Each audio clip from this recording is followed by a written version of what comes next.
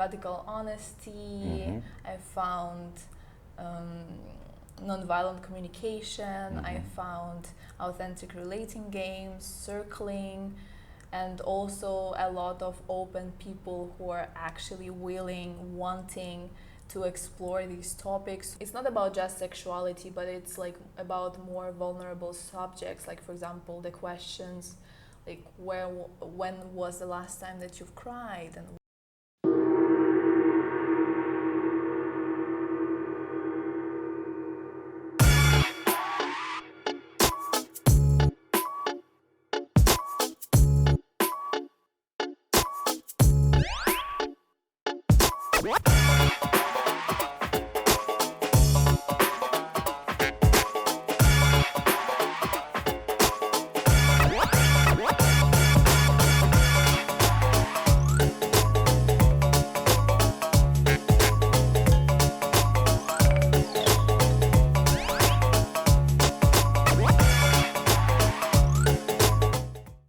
Welcome to this new episode, and today I am here with Ari. How are you?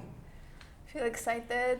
Very nice, okay. So Ari is a facilitator of conscious relating on the island, so we're going to talk about conscious relating and more. First of all, I'd like to ask you, what is your story in life? Okay, so I grew up in Kiev, in Ukraine, with really loving and a bit controlling family. And I think my story is more related me being really open, and like I wanted to explore a lot of things with my girlfriends, like sexuality and I don't know, playing, but at some point it ended up that they closed up and I found myself being this like weirdo with like wanting to explore and like talk about sex and like share our opinions about like boys, and yeah, I felt a bit weird, and because they were like more close than and I think it created a lot of dynamics like this, maybe with my best friends and also in university, where like I would ask like some stupid questions or something that was like interesting for me, and like they would be, oh my god, what's that, like what is this girl is about, we are scared of her, she's so open, like she's so maybe outgoing, she's asking these questions that are not comfortable, and it really kind of get me in a state where I was still open because my family was loving, but also like I closed up and I didn't know how to like open again. And something that really helped me through this journey was Contact Improvisation, which I danced for 4 years now. I also became a teacher here on the island, which is so interesting.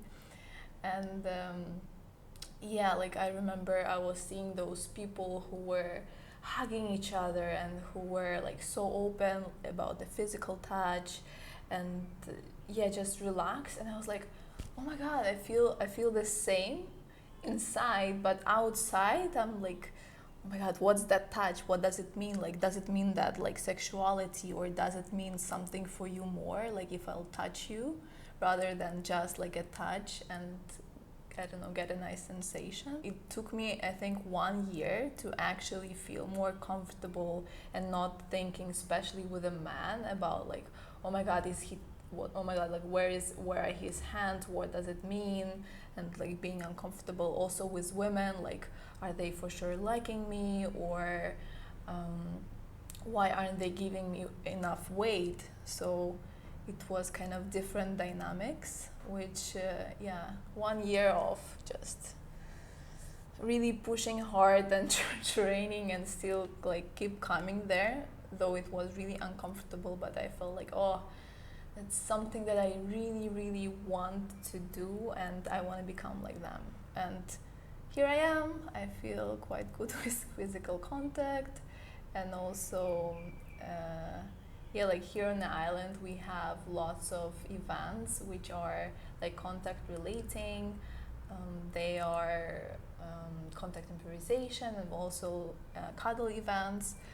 And I also facilitated now like a few connection and self-exploration within the touch. Like how would like you would love to be touched, or what's the quality that you want, like when you are hugging someone or when you're in touch to someone, how to say no, like I don't like your touch, and to make it really nice. So that's like one thing that I was exploring through my life. The other one is to I felt really open, like I said, with those questions, and strange because I was asking like how, like my girlfriends, like I was asking them like how was your sex with your boyfriend, like tell me, I know nothing, like I really want to know. And yeah, and they were like, oh, I'm not sure that we want to tell you that like it's weird or something like that. And later on life, like I was asking people, how are your sexual life, like how are you doing, like what's there for you, because like I just know my experience, and I really wanted to talk about that because it's like a taboo theme here on our society, basically in Ukrainian society too, to talk about sex. Yeah, and the related topics are tabooed, and like you actually can share. And me asking those questions became like a weirdo. Yeah.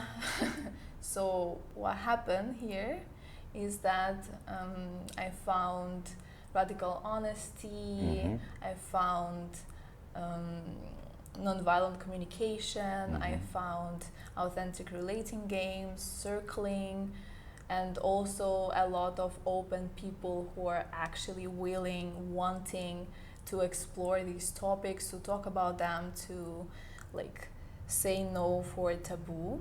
And it like all these knowledges and practices led me to be able to also facilitate events with my friend, which were like we were talking in a group about like sex, about our desires, like things that are uncomfortable to talk, maybe even with the partners. It's just the curiosity of life, like what is sex like you're like about, or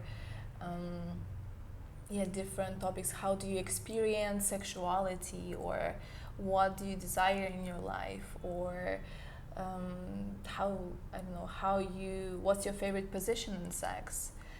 To discuss those things, it feels so normal now and like more childlike, and I really like to see this like childlike curiosity at the end of the events that I'm making, and also events that are happening here on the island. Okay, cool. So there's lots there, obviously. So you said that you're coming from a very loving family that supported you no matter what, but you always felt a little bit weird or different from others because you had this strong curiosity to learn about taboo subjects, discuss them, etc. Yeah. Right? And I mean, this started as a teenager, or I mean, when did you start developing this curiosity for other people's sexual life, or you know, what is appropriate, not appropriate to do in a touch kind of context?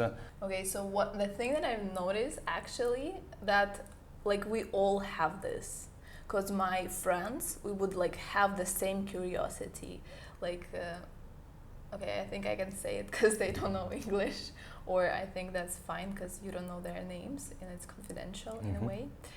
That like we would find porn in the like, and we would watch together, and we were all curious. But just when I came back and I said, "Oh my God!" like for my parents, what was that? I don't understand. My parents said nothing, and for example, her parents, they just beat her up. Oh, okay, so they were punishing her because she watched pornography. Yeah. I think what happens for, like, we all are curious, but for example, we can come to parents and like ask what's that, or like, I don't know, what's that hair, or what, I don't know, what's happening within me when we are like growing up, or what's sex. And like our parents or society kind of tells us like it's weird, you can't you actually can't talk about these things.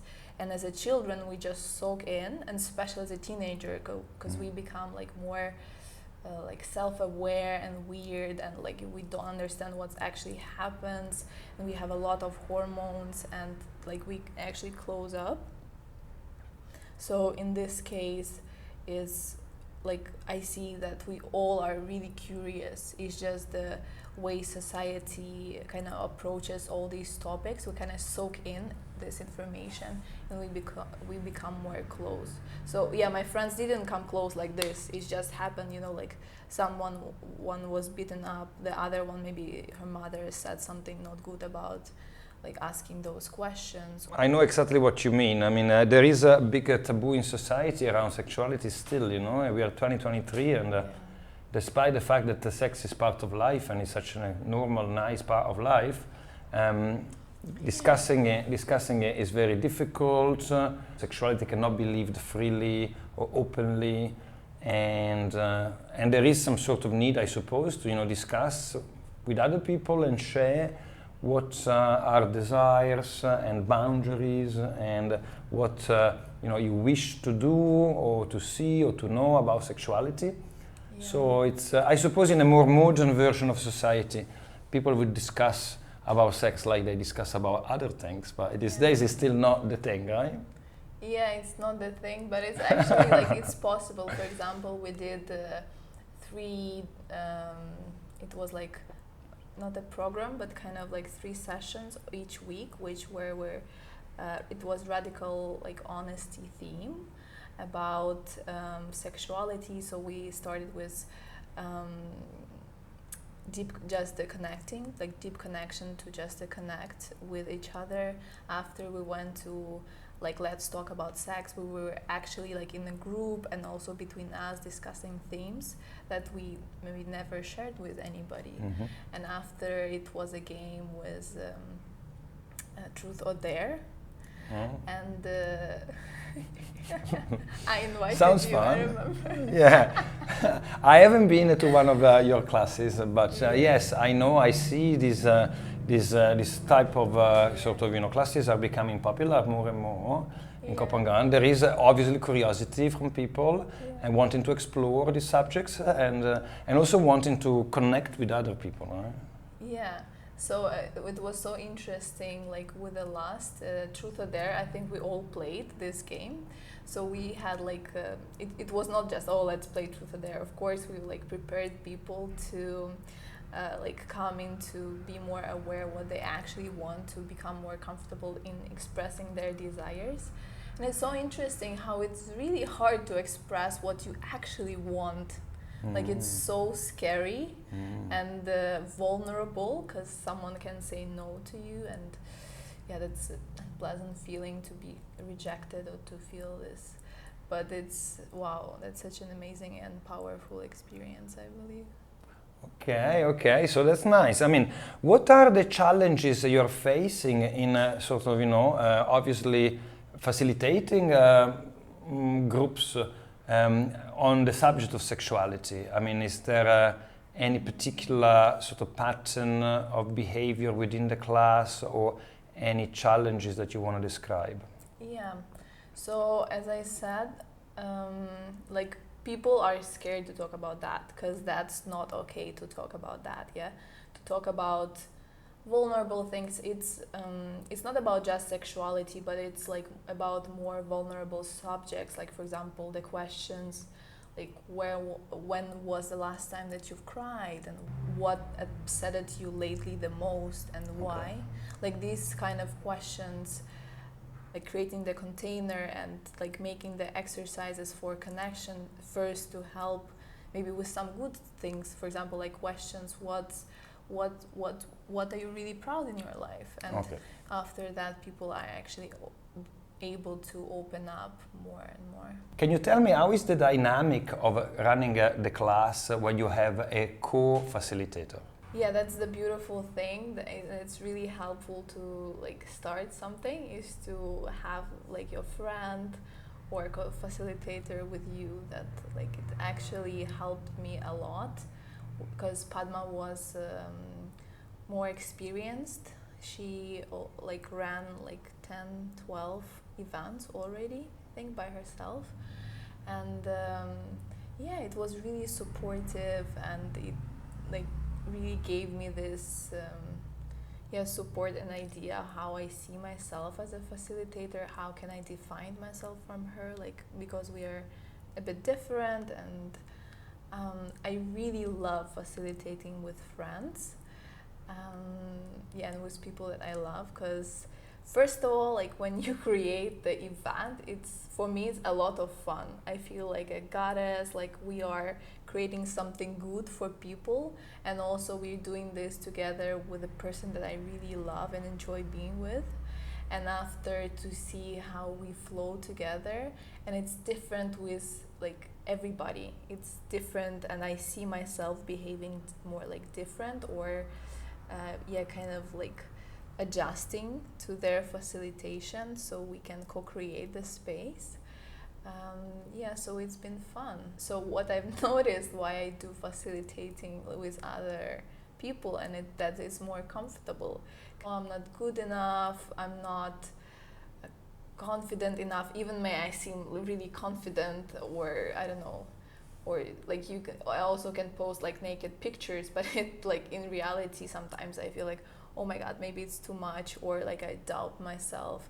And the same with facilitation, like I may seem really confident, especially with other people or in relation with other people, or even when I facilitate alone, but I really do have still those doubts of, oh my god, like, am I good enough, like, am I don't know, experienced enough, etc., etc., to, yeah. And I think one of the ways to that I don't want to face is to facilitate alone. So I think it's kind of like a next step to facilitate, yeah, alone, radical honesty. Yeah.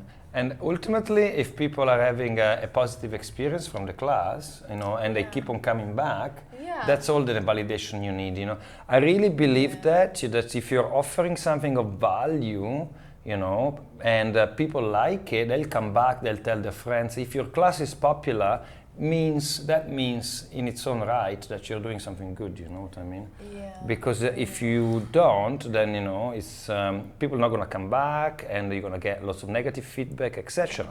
So I really believe in the power of the market, so to speak, you know.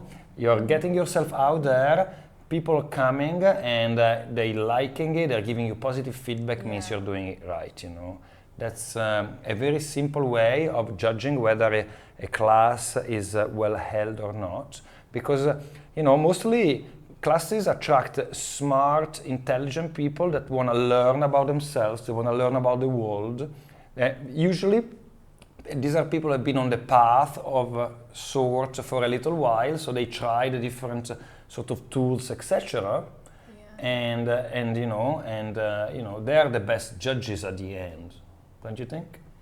Yeah, I do think about this, and I also, like, I discovered recently, like, oh, I like, people are telling me that the classes are so good, they keep coming back, and why am I not valuing this so much? So I discovered that I have a low self-esteem.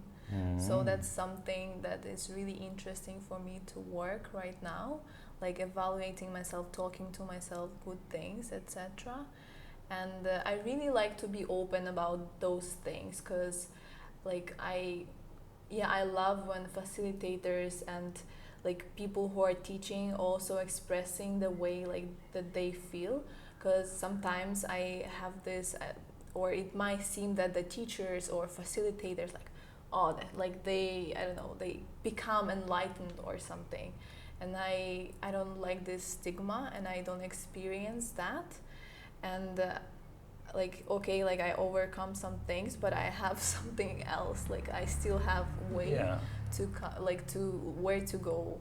And first of all, it gives me a lot of interest in life, and second of all, like I still can be vulnerable and like experience struggle and etc. So I do really like to tell about like my struggles and be really like real and authentic about like what's happening actually inside.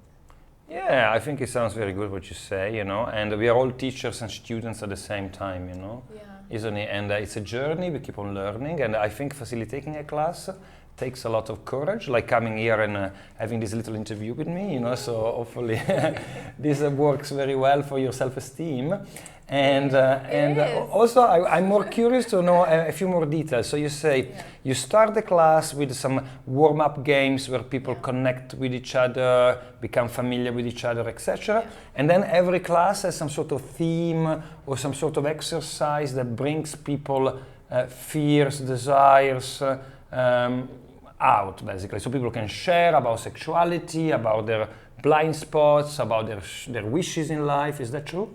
Yeah, or struggles, so we create this space where you would feel comfortable and connected with other people, and there, like, from this on, we can work on to talk about something that is more vulnerable to share about.